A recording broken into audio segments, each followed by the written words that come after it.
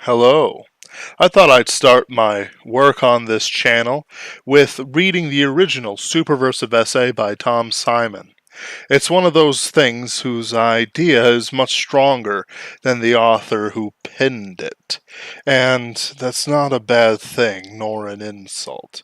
It's merely something greater, the muse, God's spirit, in a way, speaking through him.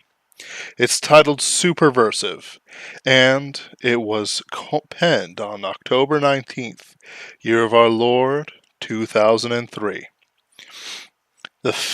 Posted on the Bondwine um, blog. The failure of subversion in imaginative literature. Do you believe in God, Winston? No. Then what is it, this principle that will defeat us? I don't know, the spirit of man. And do you consider yourself a man? Yes. If you're a man, Winston, you are the last man. Your kind is extinct. We are the inheritors. Do you understand that you are alone? You are outside history. You are non-existent. His manner changed, and he said more harshly, "And you consider yourself morally superior to us, with our lives and our cruelty?" "Yes, I consider myself superior." O'Brien did not speak. Two other voices were speaking. After a moment, Winston recognized one of them as his own. It was a soundtrack of the conversation he had had with O'Brien on the night when he had enrolled himself in the Brotherhood. He heard himself promising to lie, to steal, to forge, to murder, to encourage drug-taking and prostitution, to disseminate venereal disease, to throw vitriol in a child's face. O'Brien made a small, impatient gesture, as though to say that the demonstration was hardly worth making. Then he turned a switch, and the voices stopped. George Orwell, 1984. Does fantasy equal subversion? Subversion is a popular word in literary criticism nowadays, and some persons have suggested that it is the principal function of fantasy. Not a function, which may perhaps be true, but the function, the sine qua non of imaginative literature. John Grant has gone so far as to propose that anything that is not subversive is therefore not fantasy at all, but a subliterary ersatz he derisively dubs generic fantasy. This monstrous tide of commercially inspired, mind-numbingly unimaginative garbage, this lonesome mire. In Mr. Grant's taxonomy, virtually everything derived from Tolkien or showing his influence is garbage and mire. He does leave himself just enough room to wriggle out of the logical implication, which is that Tolkien himself did not write fantasy, but he does this by allowing that Tolkien's work is, in some unspecified way, sufficiently subversive to meet the Grantian standard. Now, this is a remarkable claim for anybody to make. If just one author in the appalling history of the 20th century was not subversive, it was J.R.R. Tolkien. He was an enthusiastic supporter of order, authority, hierarchy in both the temporal and spiritual spheres, a passionately orthodox Catholic, a royalist, a hidebound traditionalist who did not even approve of refrigerators and called aeroplanes Mordor gadgets. When Orwell said that a conservative is a thing that does not exist nowadays, he was merely proving that he had never met Tolkien. A full study of Tolkien's conservatism would fill up many books, so here I shall confine myself to a couple quotations cited in Humphrey Carpenter's biography of Tolkien that sufficiently illustrate the point. I am not a Democrat, if only because humility and equality are spiritual principles corrupted by the attempt to mechanize and formalize them, with the result that we get not universal smallness and humility, but universal greatness and pride, till some orc gets hold of a ring of power, and then we get and are getting slavery. Touching your cap to the squire may be damn bad for the squire, but it's damn good for you. Now, some foolish and superficial modern people, whose sense of history extends no further back than the remote primeval dawn of 1950s, think Tolkien was subversive because he was loudly opposed to robot factories and the destruction of the English countryside. In fact, and this note runs strongly throughout his work, he regarded industrialism and pollution as subversive, the one degrading human nature, the other destroying the order of beauty of nature as a whole. This sentiment became fashionable in the 1960s, and many of those who adopted it were subversives, but their reasons were not Tolkien's. They opposed industrial civilizations because their parents favored it. Tolkien opposed it because it destroyed the kind of life lived by all the generations of his ancestors. This leaves Mr. Grant in an awkward position. According to his rash definitions, the Lord of the Rings must be generic fantasy and garbage, because it is not subversive. But what most of his audience means by fantasy is stories like Lord of the Rings. Mr. Grant has not only cut off the branch he is sitting on, that he then has the audacity to announce that it alone is the real tree, and all else is merely a diseased fungoid growth. Often a surgeon must amputate a limb to save the patient, but he amputates the patient to save the limb. Whatever else this is, it is startlingly original. Now, this is what Mr. Grant wants fantasy to do. It must meddle with our thinking. It must delight in being controversial. It must hope to be condemned by authority. Whatever authority one chooses to identify, it must be at the cutting edge of the imagination. It must flirt with madness. It must surprise. It must be doing things that other forms of fiction cannot. Cannot, Mr. Grant. Ulysses, whatever else it may have been, was certainly the cutting edge of the imagination. Joyce flirted with madness, and in Finnegan's Wake he outright embraced it. His vision of Western civilization at the dawn of the 20th century surprised huge numbers of people. It shocked them, offended them, appalled them. It was heartily condemned by all manner of authorities, and in some parts of the English-speaking world it was difficult to obtain a copy of Ulysses without breaking the law. But it was not, and is not, fantasy. The events of Joyce's book are strikingly mundane. Here there be no tigers, except the strange beasts that lurk in the subconscious, dragged into the open by the novelist's art and put on public display. Right-thinking people profess to be shocked at the crudity and barbarity of the thoughts Joyce dared to express, but at the bottom what really shocked them was that he dared to express their secret thoughts, the obscenities and blasphemies that cross everyone's mind, but that in those days was considered proper to hush up. He exposed a conspiracy to which even Mrs. Grundy was a party. And he did it without inventing anything at all beyond the bounds of everyday reality.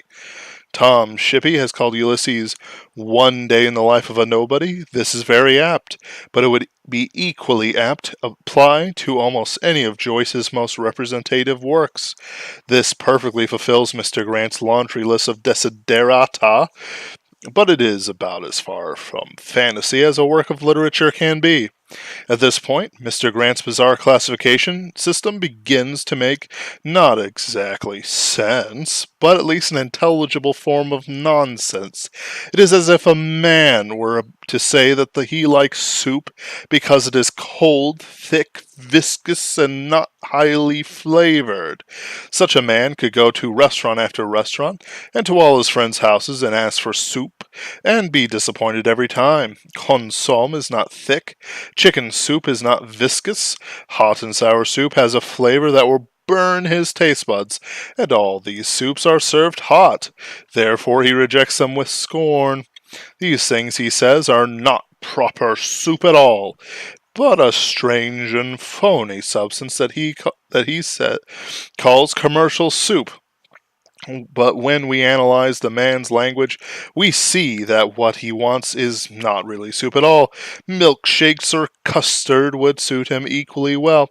When he speaks of soup, proper soup, and not the nasty commercial soup, he means vichyssoise, and he may, for courtesy's sake, extend a grudging acceptance to gazpacho and cold borscht. But it is only by coincidence that he applies the word soup to the object of his desire. And so it is with Mr. Grant and his avowed taste for fantasy. He does not really like fantasy. What he wants is subversive literature. And when he does not get it, he blames everyone but himself. The heat death of the subversive. It is all very well to show that John Grant is not really concerned with fantasy at all, but that merely reduces the question to a simpler form. Is subversiveness a good quality in literature as a whole? Fantasy is subject to the same standards of quality as every other branch of literature, though both the modernists and the professional fans would deny it.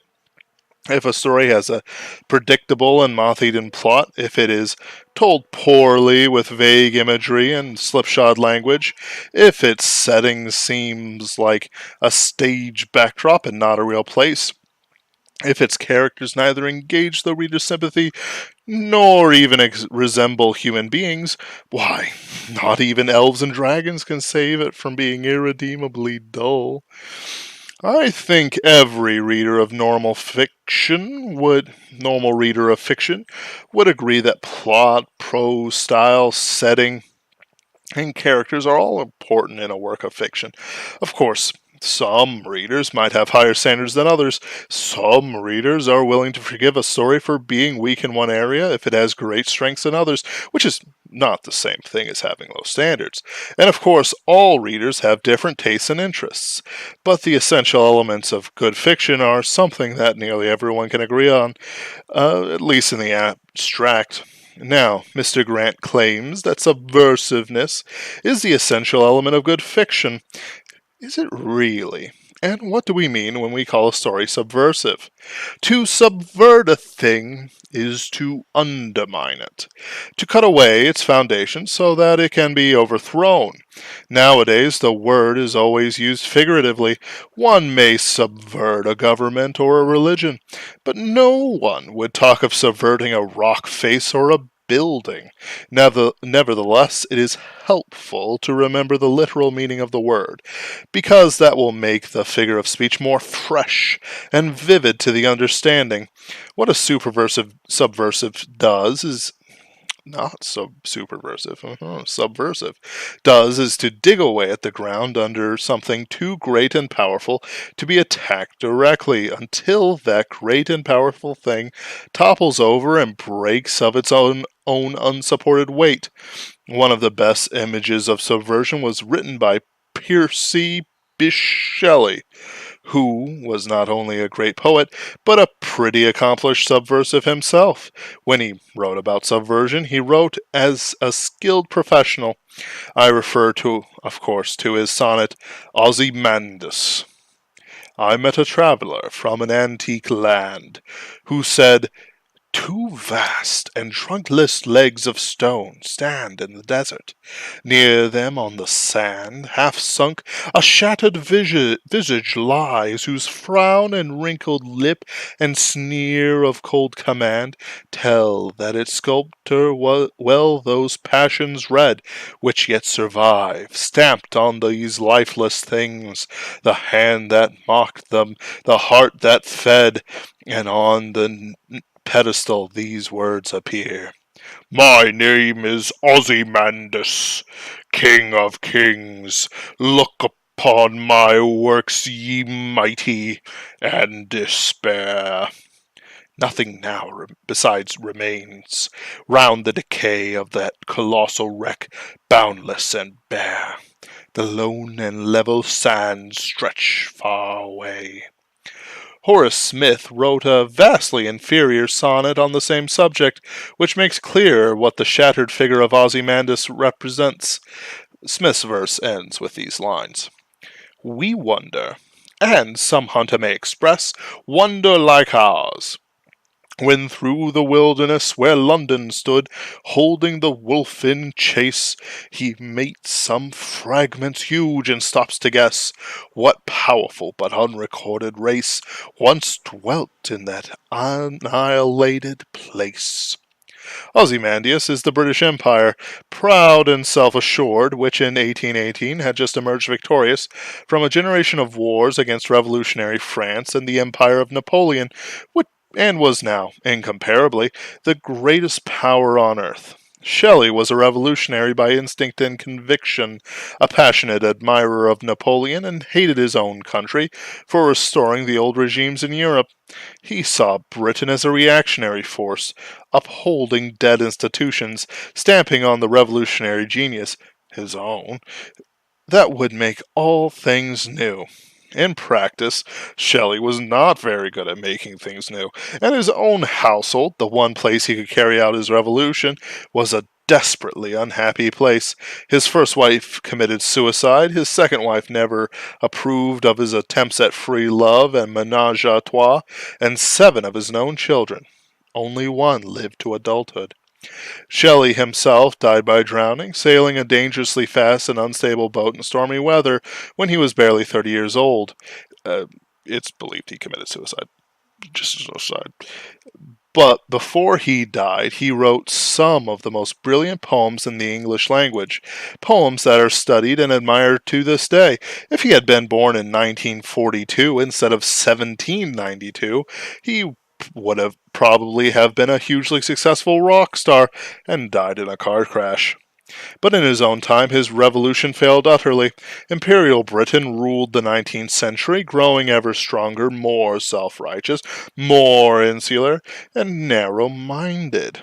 For 64 years, the empire was reigned over, though not ruled, by Queen Victoria, whose very name has, somewhat unfairly, become another word for hypocrisy and prudery. Ozymandias was in his power, and the mighty looked on his works and despaired. In those days it took a great deal of courage even to speak against the characteristic vices of the age, the false puritanism, the ugliness, the grasping materialism, the disgusting disregard for the poor and unfortunate. But courage is a virtue that the English people have always admired, even the courage to speak up for an unpopular cause. The great literary figure in the first half of Victoria's reign was Charles Dickens, but the more bitterly he criticized his own countrymen, the better they loved him. Orwell has observed, in its attitude towards Dickens, the English public has always been a little like the elephant, which feels the blow with a walking stick as a delightful tickling. By the end of the century, new giants were George Bernard Shaw and Oscar Wilde, each of whom attacked Ozymandias in his own way. Shaw was the champion of science and material progress, an early socialist and a founder of the Fabian Society, attacking what he saw as the evils of capitalism and religion. Wilde attacked the manners and still more sententious ethics of the Victorian England in his plays and novels, and above all in the pungent epigrams stewed through them like sequins sewn to an evening gown. Conscience and cowardice are really the same things. I think that God, in creating man, somewhat overestimated his ability. I can resist everything except temptation. These lines and scores of others like him have not worn well because the attitudes they were meant to subvert hardly exist any longer. To take the best known and most extreme example, Wilde was in prison for being a homosexual, a thing that would be impossible in any English speaking country nowadays, and his arrest, trial, and imprisonment were on the whole enormously popular with the public. The puritanical middle classes privately resented his ready wit at their expense. The lower classes, or at least London mob, were delirious with schadenfreude to see one of the upper classes suffering at the hands of the law just like any common offender. Wilde did not live long after his imprisonment, and one of his last public remarks, lapped up eagerly by the press, was this: "If the Queen can't treat her prisoners any better than this, she doesn't deserve to have any." People nowadays, I think, are likely to miss the joke. It was a paraphrase of the standard scolding that every Victorian mother gave her children when they abused her toys or their pets. But how many mothers talk like that nowadays? The wit misses the target because the target is no longer there. In the 20th century, for the 20th century was the age of debunking. Empires fell, and with them all the social taboos of Victorian society, and the belief that man is a noble or even a rational animal. By 1940, Orwell could say in Inside a Whale, "And how many of the values which our grandfathers lived could now be taken seriously? Patriotism, religion, the empire, the family, the sanctity of marriage, the old school tie, birth, breeding, honor, discipline. Anyone of ordinary education could turn the whole lot of them inside out in 3 minutes. But what do you achieve, after all, by getting rid of such primal things as patriotism and religion? You have not necessarily gotten rid of the need for something to believe in." Shelley's revolution had arrived in politics, in religion, above all in sexuality, and it did not bring the millennium. It did not even make people happier. Today, Western civilization has reached the pit of disintegration, at which everyone, including Mrs. Grundy herself, has the so-called sophistication to sneer at the values of the previous generation. Nothing is sacrosanct except lust, and the gratification of lust, and a strange idol called tolerance. This soi distant tolerance has nothing to do with tolerating other people, but rather it consists in a series of shrill demands that other people should tolerate oneself, whatever one does, whatever one harms. Anyone who advocates any standard of behavior, anyone who might cause people to reflect on their own imperfections, is intolerant. Still more intolerant are those outcast souls who dare mention a fact that someone else might find unpleasant, or indeed mention that there are such things as facts, and that they really are factual. I'm okay, you're okay, Eminem is okay, TATU is okay, NAMBLA is okay, Charles Manson is quite romantically okay. And next, no doubt, it'll be okay for dirty old men to buy breast implants for their tweener girlfriends. Viva toute la différence. That's real now.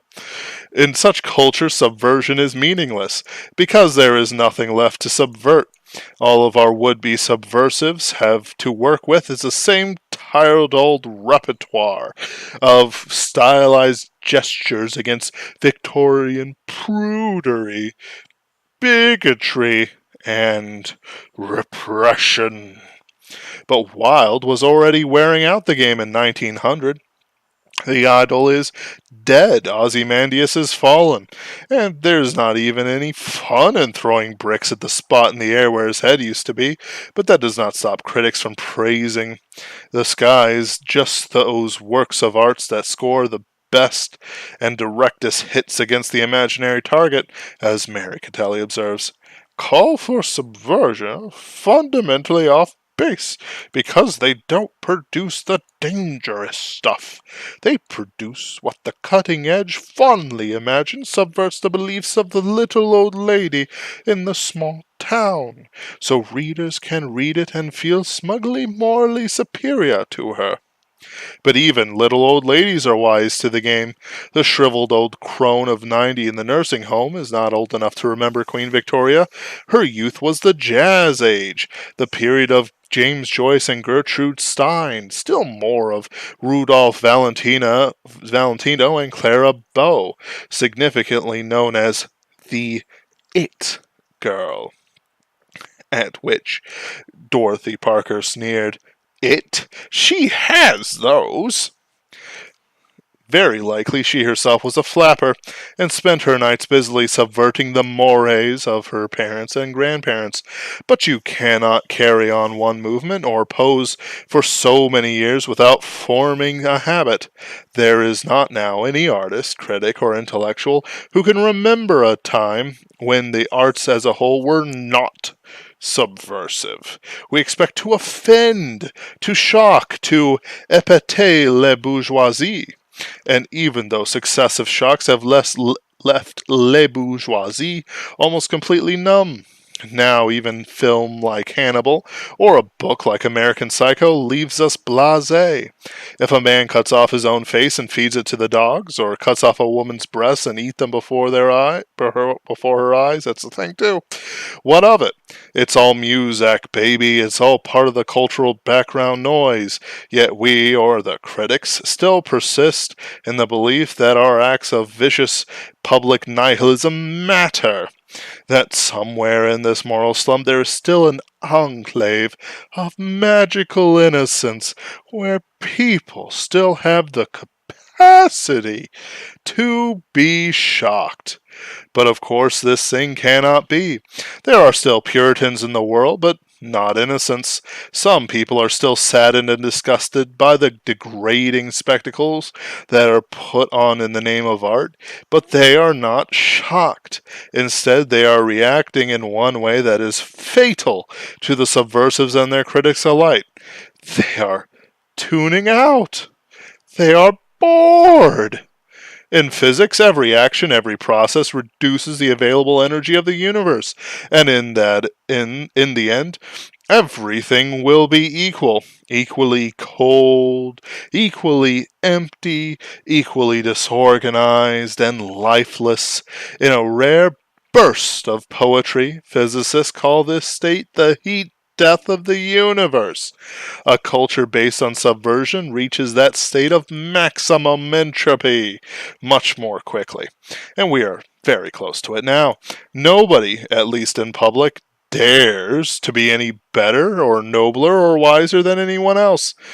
There is nothing left to tear down, nothing to rebel against, and all that a subversive can do is rearrange the rubble on the ground. How to undermine a hole in the ground. Once Ozymandias has fallen, there is no point in trying to undermine his foundations any further.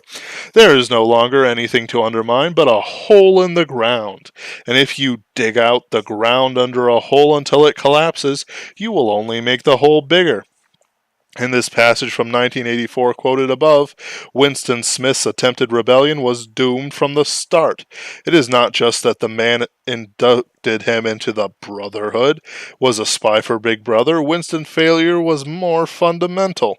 He tried to rebel by becoming a subversive, but the party itself was a gigantic instrument of subversion.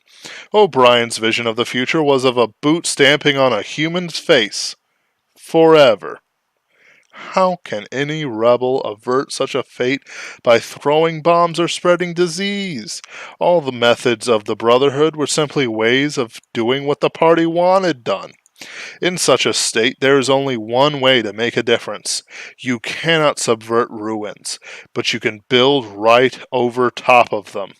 If to subvert a thing is to destroy it, from below, might not we coin the opposite word? We could destroy a state of ruin from above, and, as I like to say, supervert it. Where people have abandoned their standards, we could suggest new ones, or reintroduce whatever was good and useful in the old. Where institutions have been abolished, we could institute others to do their work. Above all, we could instill the ideas of creation and structure and discipline into human minds and hearts, especially the hearts of the young. In this sense, Tolkien was a profoundly superversive writer, and his influence may be just beginning. When people were resigned to the smogs and slums and ruined landscapes of Mordor, he reminded them of trees and forests and showed them an image of the Shire, where people did not earn their living by multiplying ugliness and pain. Where humanity itself stood in danger of extinction from nuclear war, he reminded the world that power need not always be used. It can be destroyed. And he did it all this by resurrecting words and tales and images from ancient times, giving them new form and new meaning, but using them to point to the same old platitudinous morals that his ancestors lived by, which Shelley and Shaw and Wilde strove so mightily to abolish.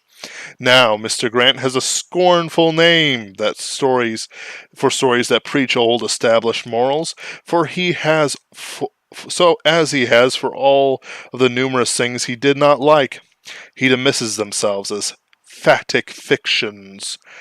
A phatic conversation is one which no information is actually exchanged, and yet from which all the participants gain something, archetypally reassurance. In one of his songs, Robin Williamson captured the essence of the phatic conversation with a single sentence.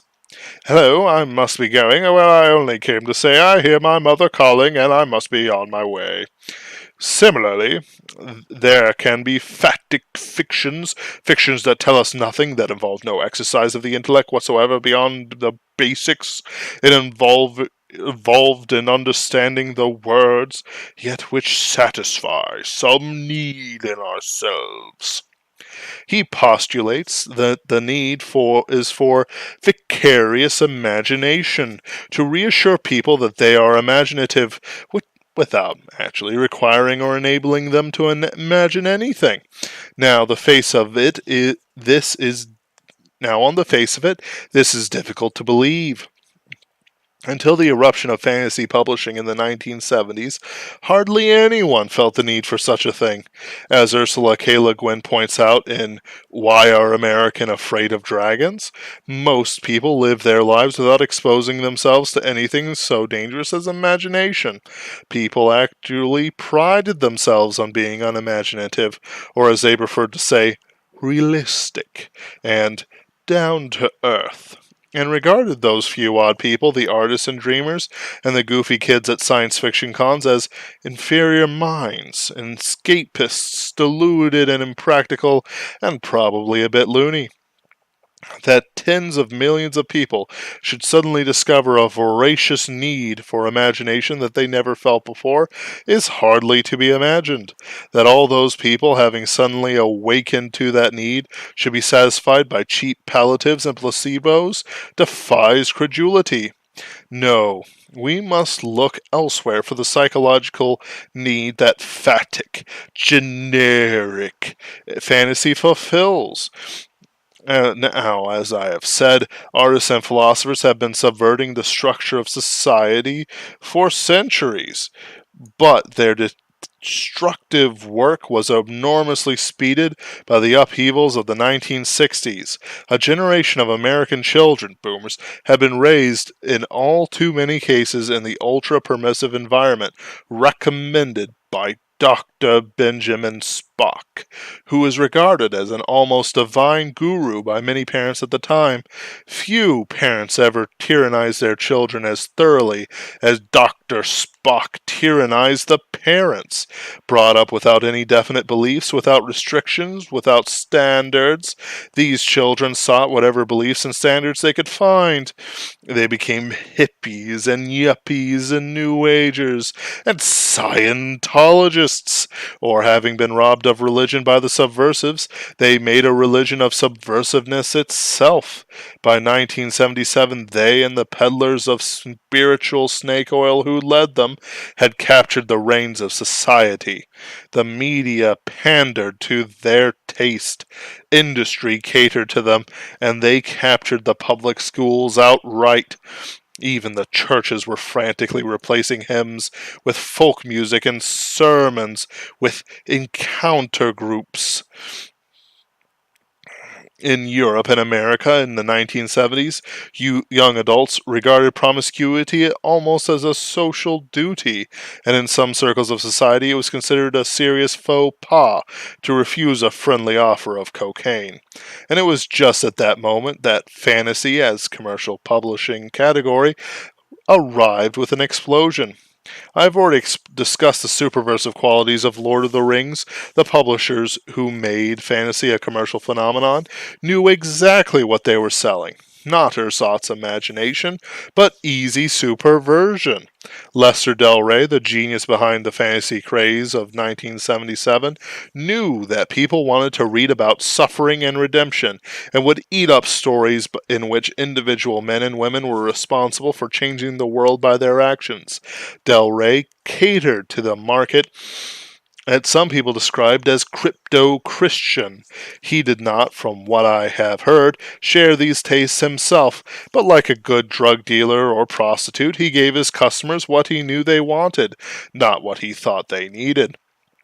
So in the wake of the rock-bound conservative Tolkien, along came first half a dozen other writers, then scores and hundreds with doses of the same drug. Mr. Grant and his cronies, such as Michael Moorcock, John Clute, and Claude Lalumiere, think that drug a placebo at best, at worst a poison. But in fact it is a medicine, a specific for the spiritual malady from which they all suffer. In its own way and degree, fantasy supplies, though it does not wholly fulfill, the need for something to believe in. Even though much of it is inferior literature, derivative, repetitive, and even phatic, it will still sell to an avid audience as long as it provides the necessary dose. When people read escapist, reactionary genres as commercial fantasy or Campbellian science fiction, they read for the, nowadays, guilty pleasure of reinforcing the values that will no longer do to profess in public.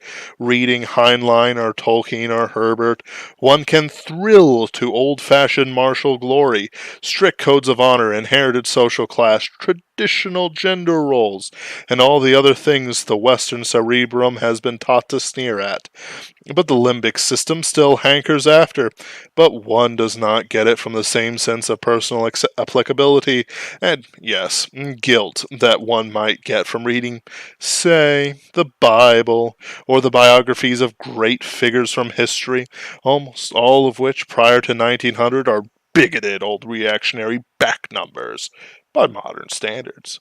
After all, it is fantasy, not real, and one cannot fault himself for not behaving as well as Johnny Rico or Sam Gamgee or even a mighty minor hero like Gurney Halleck.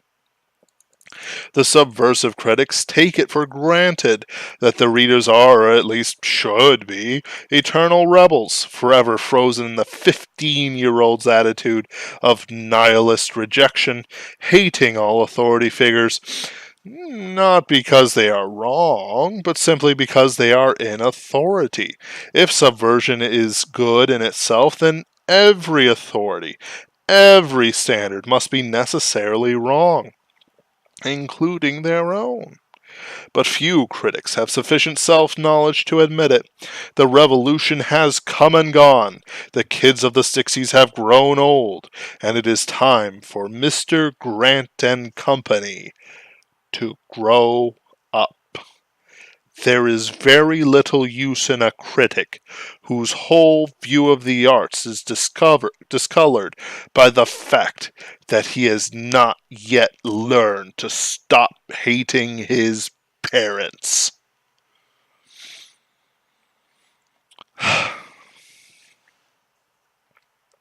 That was the Superversive essay that started it all by Tom Simon. I hope you enjoyed my reading of it, and I hope you have a wonderful rest of your evening. Look forward to 2 to 3 videos from this channel every week, as well as the usual live stream every Sunday. June 2nd, I have friend of the show, Brian Niemeyer, coming on, and I enjoy his time very much. Thank you all. You are wonderful, and please check out the links below, like, comment, and subscribe, so on and so forth.